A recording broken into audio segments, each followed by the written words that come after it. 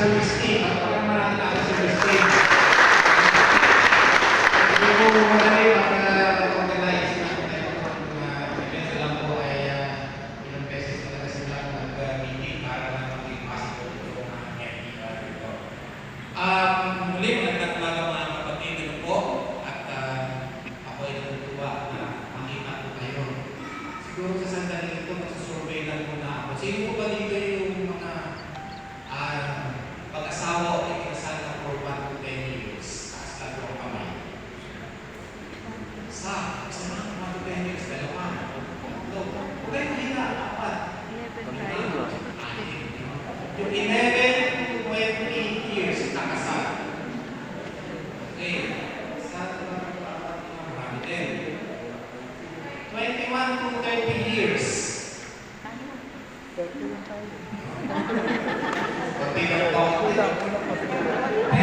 to 40 years. 41. Ano ba yung nakakabalik? 40 years na ito. 41 to 50. 41 to 50. Ano pa lang po natin? 51 to 60 years. Meron po ba? Wala na. Survey lang po yun. Mamaya, nakita natin yung relevance ng survey na yan. Ito po. Kumusta po kayo ngayon? Happy. Masaya. Yung iba po, kumusta ba? Okay, takumpay ba? Takumpay? Takumpay? Takumpay ang tulog, masarap ang tulog. Sarap mo talaga mag-endear, lalo na dito sa aking eksena. Sino po dito yung meron na nakapunta dito? Marami. Basta wala sa audience nyo. Okay naman. Diba, ganda ng ating representative. Sa akin po ito, sa Focus for Christ ito, so ipagmalaki nyo na tayo ay nandito sa ating big center na talagang mga pinagpaguran at pinaghirapan dito ng ating mga members ng Focus for Christ. So, ngayon mga kapatid, building our homes for God. Siguro hindi ko natatanungin, lahat naman siguro tayo may tahanan. Tama po ba? Sino po dito yung walang bahay? Ibigyan ng ating cluster head.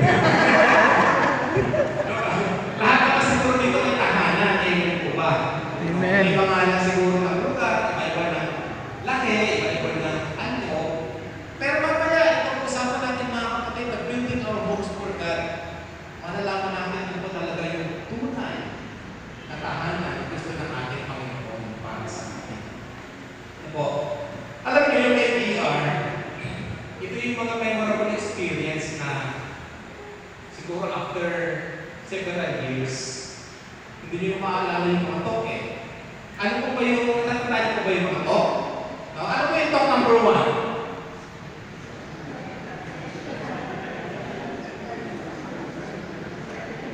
Ano po yan? Ano po yan? Ayun, may code tama. Serving God through Christian marriage. Tayo daw ay nagsisilbi, no, sa ating Panginoon sa pamamagitan ng pag-aasawa. Tama naman, di ba? Ibig sabihin, yung pala pag-aasawa ay plano ng ating Panginoon. Hindi lamang dahil gusto niya tayo magkasama, kundi may plano sa atin ang ating Panginoon. Ngayon po ba? O sabi ng speaker sa akin kahapon, our marriage is God's plan. Nakaplano po yan. No? And, yung talk number 2 mga kapatid, ano po? The Christian couple as a pastoral team. Hindi pwede yung husband lang, hindi pwede yung Team. wife lang. Ano po dapat? Tandem kayo. Kaya nga pastoral team. Diba? Pastoral team yan. Ito, yung talk number 3. Ano po yung talk number 3? The role of Christian wife. So sister, po yung mga bago lang.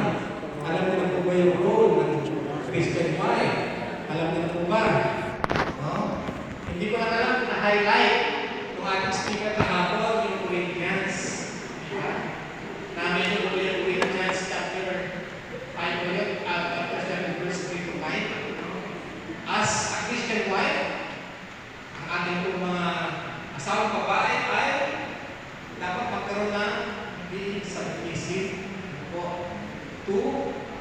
our husband. And the role of a Christian husband, ito number 4, ano naman ba ang role ng husband?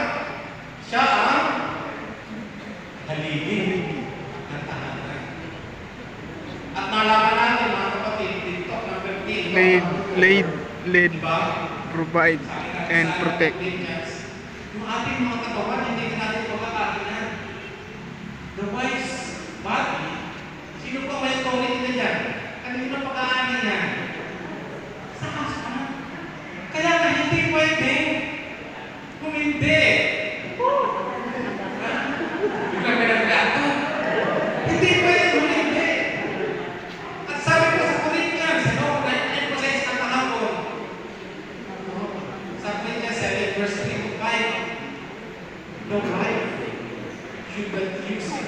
Kung parang hindi ka talaga, hindi mo pwede hindihan. And at the same time, ganoon din naman ito sa husband. No? Yung husband, parang mabihilig sa misis. Ito, pibigyan din natin, hindi pwede sa yung pagbago. So, sana na-emphasize ito number 3, number 4. At alam niyo mga kapatid, dito sa ating MAR, nare-realize natin yan. Nare-realize natin yan. And few years from now, hindi nyo matatandaan yung mga talk na yan. By the way, may talk number 5 pa, effective communication, saka yung evening, ano po, talk number 6 kagabi. Few years from now, kung matatandaan nyo, siguro matatandaan nyo, yung MAR namin sa CDRC. Ganito yung nangyari. Diba? So, matatandaan nyo yung mga memories. Ika nga. Hindi nyo naman matatandaan sino ba yung mga kasama nyo dito eh. Ako nga hindi ko na matandaan kung sino kasama namin sa MPR1. Basta nabata ko lang. Kasama ko yung misis ko sa kwarto. At tagumpay! Diba? Pero nung nag-MPR tayo ay kami ay 1 to 10 years pa lang yan ang kasama nyo. Alam nyo ba yung ano? Alam nyo ba yung for sure na, alam nyo ba yung things yung mga Amerikos? Hindi pa lang, hindi pa tayo dito mga kapatid. Yung things yung mga Amerikos, sino po ba dito yung pinasal ng mga 10 years? Sino? Huwag kayong mahiya. Alam nyo po ba ang things yung nyo? May mga things yung kayo, oo, pero may things yung mga Amerikos. At ang things yung mga Amerikos, 10 years ay araw-araw, gabi-gabi. Ako papasukin ako. Araw-araw, gabi-gabi. Sino po yun? Sino ba yung may mga pwede sa kinsan? Sino yun? Brad, totoo ba na araw-araw, gabi-gabi? Kaya. Hindi mo kaya.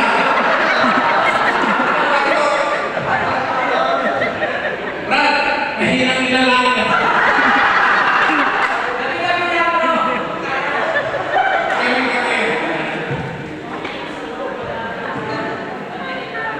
Pero, pag dumating na yung 11 to 20 years old, hindi na araw-araw gabi-gabi. Pero, matindi pa rin. Kasi ang team sa mga 11 to 20 years ay sa bawat sandali. No? Sa bawat sandali. Well, hindi na araw-araw gabi-gabi sa bawat sandali.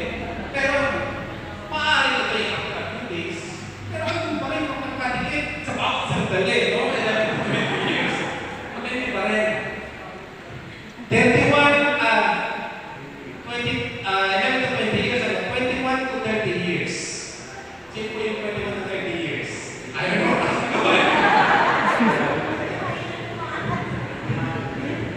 21 to 30 years, ang things na tawag ay saan ka man naroon.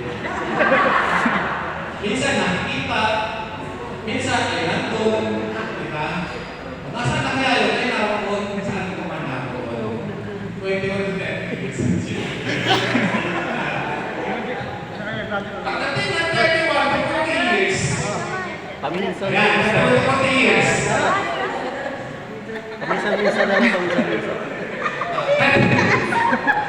31 to 40 years, ang team sa tawag yan ay gaano kadalas.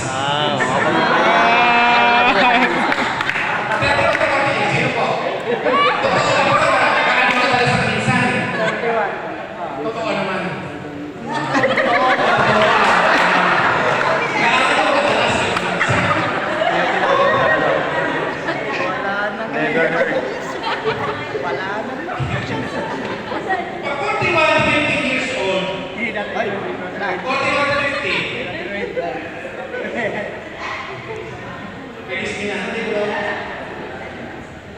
Yan daw ay maalaala mo kaya. Kapatid mo kasi yung pagkakataon, anyway, may nakakataon sa inyo mga kapatid. Kapatid mo yung pagkakataon sa inyo na, kailan nga ba yung huli? Hindi ko na matandaan eh. Caro Santos. Tayo pagkasal tayo mga. Yan. And last of all, yung 50 years in above. Pag 50 years in above po ba? Kaya no? Kailan? Pag 50 years in above, ibig sabihin ay patingin-tingin na lang. Patingin-tingin na lang. So, bahala na kayo. Maaari hindi naman tingin talaga according to the age of the years of the sa atin. Pero, minsan sa mga may nag-ahang din ako sa ating mga sinabi nila. So, okay, going up mga kapatid. Ito, magtotalk na tayo. Introduction pa lang po yun. Building our homes for God. Katanong ko kanina, lahat naman tayo dito may mga bahay. Sino po ba dito yung malaking bahay? Wag, walang tayo, walang tayo sa kamay. Sino po ba dito yung maliit ang bahay na kaya namin? Pare-pare tayo. Congratulations, we are the same boat, mga kapatid. No? But building homes for God, mga kapatid. No? Ito yung thought kung saan papakita sa atin ng Panginoon. No? Na no matter how big or small ang iyong bahay, ang importante is how you build yung nasa loob ng tahanan. Pero siyempre, hindi naman kasalanan na mangarap ng isang malaking bahay. Sino po ba dito ang ayaw? No? Sino po ba dito ang gusto ng malaking bahay? Sabi, lakas tayo, di ba? Amen po ba? Amen. Amen. Lahat po tayo gusto. Hindi naman malaking bahay, hindi siyempre komportable, simple, di ba? Maayos. Wala naman, hindi naman kasalanan magkakaroon for that. But, in our talk, mga kapatid, makikita natin how God wants us to build our home. Pero tingnan natin, no? Tingnan natin. May papakita akong video. Sana may sound ko, no? May papakita akong video.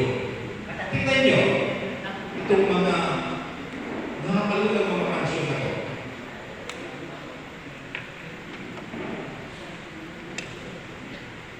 Ano kami na pinapangarap natin malaki at magandang bahay na isa sa ating mga inspirasyon upang pagbutihan natin ang ating pag-aaral at trabaho. Naisip mo na rin ba kung gaano kalaki, anong disenyo at kung saan nakatuloy ang pinapangarap ng bahay?